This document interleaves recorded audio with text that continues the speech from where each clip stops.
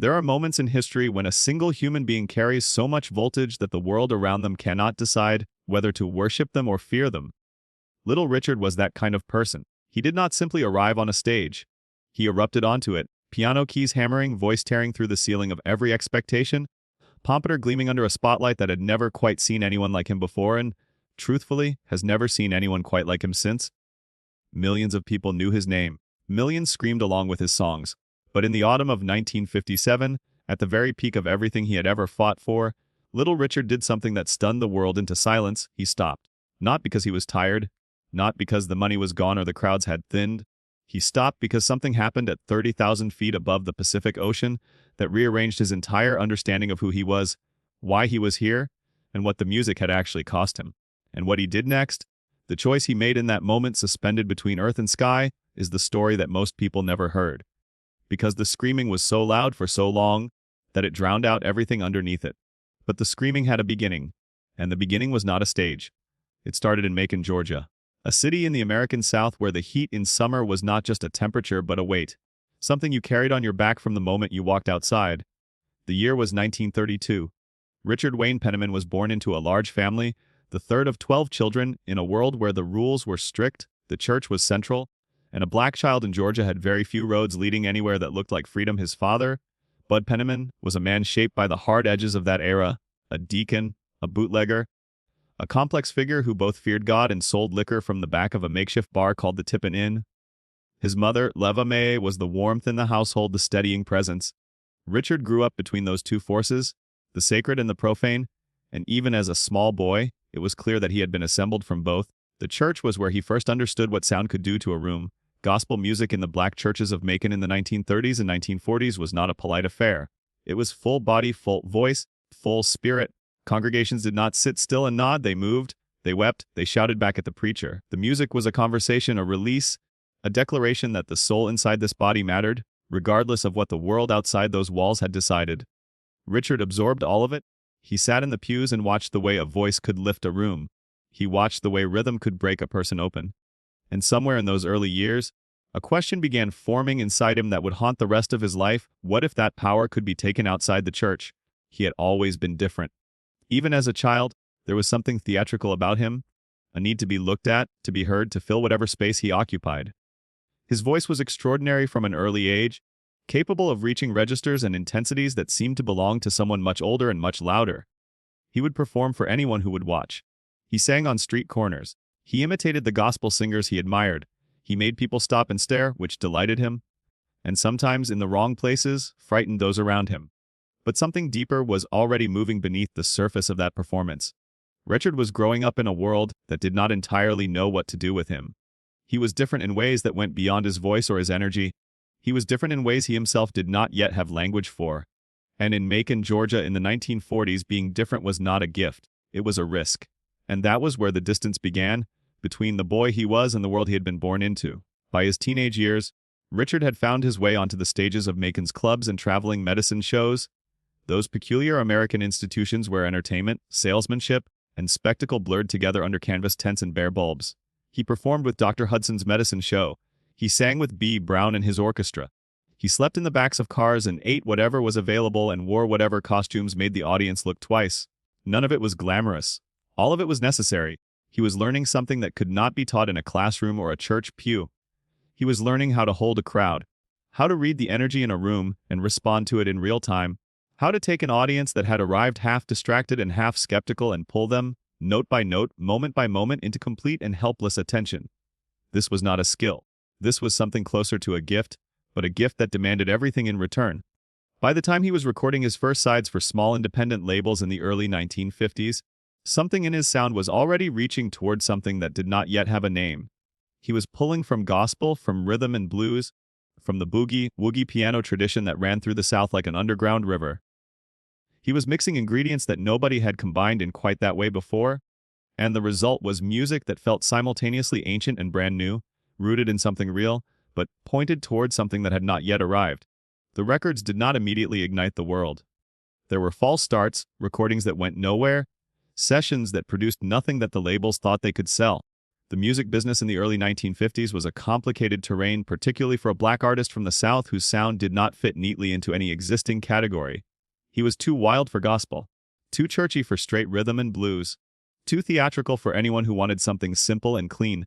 But he kept going, because stopping was not a language he had yet learned, and then something happened in September 1955 that changed everything.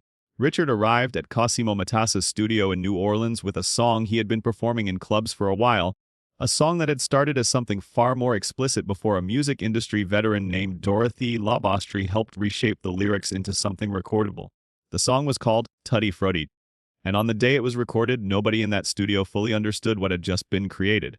The opening scream, that single ascending, purely human cry of, "Hey, wop wop wop, wop bam boom," was not in any songbook. It was not drawn from any tradition. It was Richard's body and soul finding a sound that language could not contain, a pure exclamation of energy and defiance and joy that bypassed the rational mind entirely and went straight to the nervous system. When people heard it for the first time, they did not think about it. They felt it, in their chest, in their feet. Tutti Frutti climbed the charts. Then it kept climbing. It crossed over from the rhythm and blues charts into the mainstream pop charts in ways that very few songs had managed before. It played on radio stations that had not previously played artists like Richard. It reached ears that had never heard anything quite like it. And with it came Little Richard. Not just the music, but the whole catastrophic spectacle of him, the makeup, the clothes, the impossible hair, the piano stool kicked aside mid-performance, the voice that seemed to contain the entire range of human emotional possibility. He followed Tutti Frutti with Long Tall Sally, Rip It Up, Ready Teddy, Good Golly, Miss Molly, Jenny Jenny. an avalanche of recordings in the mid to late 1950s that hit the culture like a weather event rather than a career. Each song carried the same volcanic energy. Each performance escalated the spectacle. He stood on the piano, he ran into the crowd. He played with his elbow, with his foot, with his nose. He screamed when screaming was the only honest response to the music underneath him. But something else was happening inside that spectacle. Something the audience could not see. Richard was famous now. Genuinely, massively famous in a way that very few people in the world had ever been. He was selling records, he was touring constantly. He was appearing in films, low-budget rock and roll pictures where the plot barely existed and the performances were everything. He was surrounded by musicians, promoters, fans, journalists, hangers-on. Every room he walked into filled up with noise. And yet, there was something at the center of all that noise that felt hollow to him. Something that the applause could reach but not fill. He gave people songs to gather around, even when he himself carried a restlessness inside that no crowd could quiet. The warmth in the music did not always mean life felt warm. Part of it was the industry itself. Richard had been born black in the American South at a time when the music business was structured to extract talent from black artists while limiting their financial returns and cultural ownership. He watched white artists cover his songs and reach audiences and achieve chart positions that he could not always access himself. He watched the industry take what his body and spirit had created and redistribute it in ways that made other people wealthy and left him with considerably less than he deserved. This was not paranoia. It was the documented reality of the music business in that era, and Richard lived inside it with full awareness of the injustice. A man whose genius was being celebrated everywhere and compensated improperly in many places. But even that frustration, real as it was, does not fully explain what was building inside him through 1956 and into 1957, because what was building was not just anger at an unjust industry. What was building was something more personal, more spiritual, more frightening. He had never left the church behind. Not really. Even as he performed music that the Pentecostal world of his childhood would have considered ungodly. Music that made bodies move in ways that proper Christian households found deeply uncomfortable. Even as he built a persona that was transgressive by every conventional standard. The gospel roots were still there. The church voices were still inside him. The fear of God that had been planted in childhood had not been uprooted by fame. It had simply been buried under the noise. And in 1957 it started pushing back up through the surface. What happened next would reshape his entire life, and nobody who knew him at the time saw it coming. The year 1957 was the year Little Richard stood at the absolute apex of what he had built. His records were selling in numbers that would have seemed impossible just 3 years earlier. His live performances had become legendary, not just concerts but events, experiences, cultural moments that audiences talked about for years afterward. He was scheduled to tour Australia, a trip that would take him to audiences on the other side of the world who had heard his records and wanted to see the real thing. He flew to Australia. He performed. The shows were extraordinary. The crowds were the kind that rock and roll had not yet fully produced in that part of the world. Audiences confronting something genuinely new, genuinely electric, genuinely unlike anything they had encountered before. Richard gave them everything he had night after night, the way he always did. And then came the flight. The specific night varies slightly depending on which account one reads, but the essential facts remain consistent. Richard was on a flight, some accounts say over the Pacific, returning from or during the Australian leg of the tour, when one of the aircraft's engines caught fire. The plane shook, the engine burned, passengers panicked. Richard, sitting in his seat and watching the flames outside the window, did what he had been taught to do since childhood in those Pentecostal churches back in Macon. He prayed. He bargained with God, and he made a promise if he survived this, he would give up the devil's music and return to the Lord. The engine fire was extinguished. The plane landed safely. Richard was alive, and in the hours and days that followed, he discovered something about himself that he had perhaps suspected, but never truly confirmed he had meant the prayer. He had not bargained with God as a desperate reflex, and then returned to normal life the moment the wheels touched the runway. Something had shifted in him, something fundamental, something that the fame and the music and the constant motion had been sitting on top of for years, and that the terror of that moment had finally exposed. He was not just a rock and roll performer who happened to have come from the church. He was a man in genuine spiritual conflict, someone for whom faith was not a background detail but a living, demanding presence that he had been running from and running towards simultaneously for his entire adult life. He finished the Australian tour, and then, in October 1957, he threw his jewelry, reportedly including rings worth thousands of dollars, into the Hunter River in Newcastle, Australia. He withdrew from his upcoming American tour dates. He called his manager and told him he was done. Little Richard, at 24 years old, at the peak of his commercial power, walked away from everything. The music industry did not know what to do with this information. Managers, booking agents, record label executives, people whose livelihoods were built in part around the commercial machinery that Little Richard had become, scrambled for explanations, for solutions, for ways to interpret what had happened as something other than what it actually was. There were rumors, there were theories. People suggested he was exhausted or having a breakdown or playing some kind of elaborate publicity game. He was not playing a game. He enrolled at Oakwood College in Huntsville, Alabama, a Seventh-day Adventist institution, to study theology. He began recording gospel music. He preached. He wore plain clothes. He put away the costumes and the makeup and the persona that had made him one of the most recognizable human beings on the planet. The people who had known him in the rock and roll years found him transformed, quieter, more deliberate, focused on questions of the soul, rather than the mechanics of performance. Richard spent several years in this mode, and during that time the world he had left behind kept moving without him. Rock and roll did not pause in his absence. It accelerated. Other artists built on the foundation he had laid. The Beatles, 4 young men from Liverpool who had been transformed by his records, were becoming the biggest group in the world. They had performed with him. They had studied him. John Lennon and Paul McCartney had learned from the way his voice attacked a microphone, from the way he transformed a pop song into something that felt like a confession and a riot simultaneously. Elvis Presley had been shaped by him.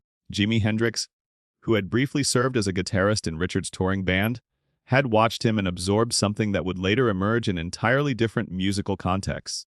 The foundation he had laid was everywhere, but the man who had laid it was in Alabama studying scripture and asking God what all of it had meant. And the answer, if it came at all, did not come easily or simply. The tension Richard had felt before that flight, the tension between the sacred and the profane, between the gospel child and the rock and roll tornado, did not dissolve when he chose the sacred. It transformed. It became something more complicated. Because the church he returned to was not always comfortable with everything he carried, and the world he had left behind did not simply accept his departure. It waited. It called to him. He returned to performing in the early 1960s, not to rock and roll initially, to gospel touring, to church circuits, to the music of his earliest formation. But the pull of the stage was not a metaphor for Richard, it was a physical reality. He had been built for performance the way certain people are built for a particular craft, not just talented at it but constituted by it, unable to fully exist outside it for long without something essential beginning to diminish. By the mid-1960s he was performing again in secular contexts, not always comfortably, not always without conflict, but performing. Because Richard without an audience was only half of Richard, the quieter, more uncertain half, the half that had questions without answers. The performing half was the one that had certainty, that had command, that could enter a room and immediately reorder it around his presence. The Beatles personally requested him as an opening act on one of their early American tours, a gesture of genuine respect from artists who understood what they owed him. He accepted. And standing on those stages again, watching audiences respond, feeling the machinery of performance kick into life inside him, He understood something that no seminary classroom had quite clarified, that the music was not simply the devil's instrument, it was also his, inseparably. But the spiritual conflict never fully resolved. That is the truth that Richard carried for the rest of his life, and it is a truth worth sitting with rather than resolving too quickly. He returned to gospel several more times across the decades. He wrestled publicly and privately with questions of identity and faith. He gave interviews in which he seemed to be working out in real time what he believed, what he had done, what it all meant. He was not a simple person. He was not a story with a clean ending. And perhaps that is exactly what made him so profoundly, irreducibly human. The legacy of Little Richard is not simply a list of songs or a sequence of chart positions. It is something more difficult to quantify but far easier to feel. He was one of the people who cracked open the cultural container that popular music had been kept inside, and through that crack poured something that the world had not previously been permitted to experience in that form: raw, unapologetic, fully embodied human expression that refused to modulate itself for the comfort of any audience. He did this at enormous personal cost. He did it in an era when being black and flamboyant and loud and refusal to apologize in America was not just artistically risky but physically dangerous.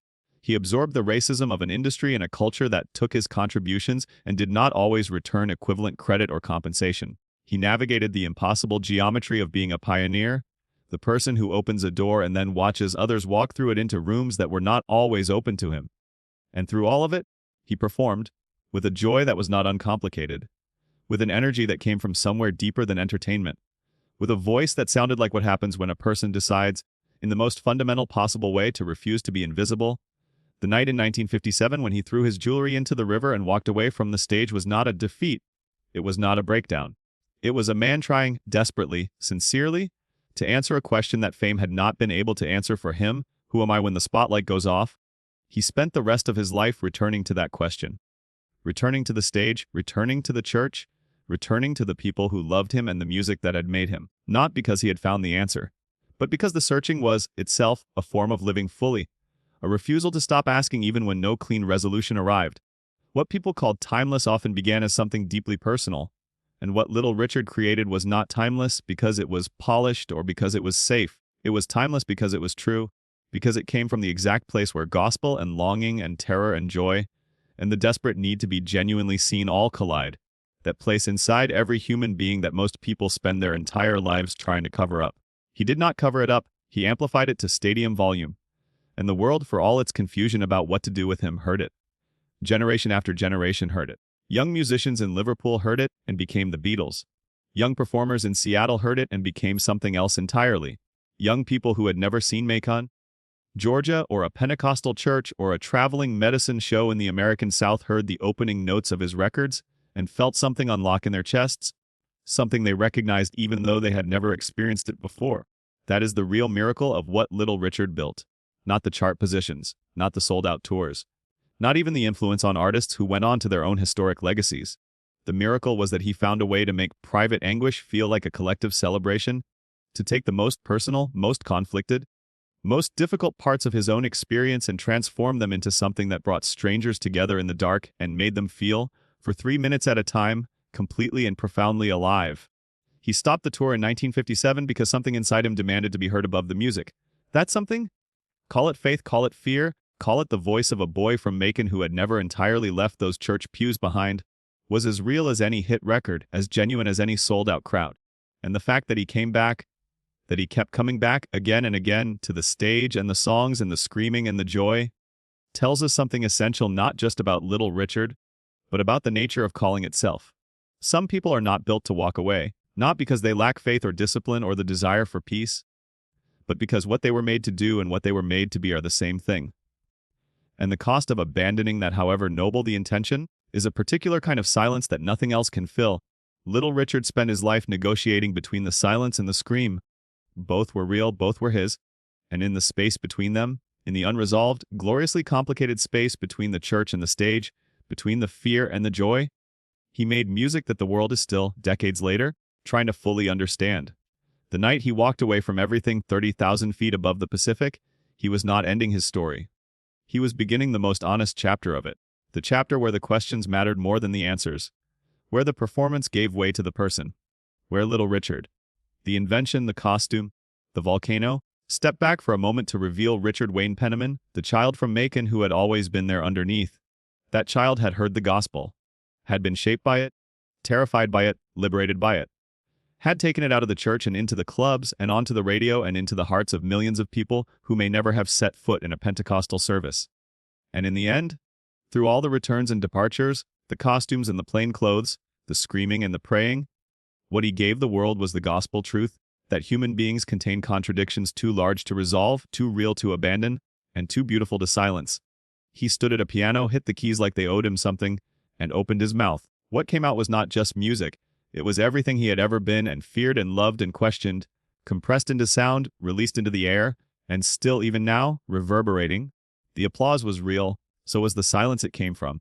And that, perhaps, is the most honest thing that can be said about Little Richard. He made you feel both at once.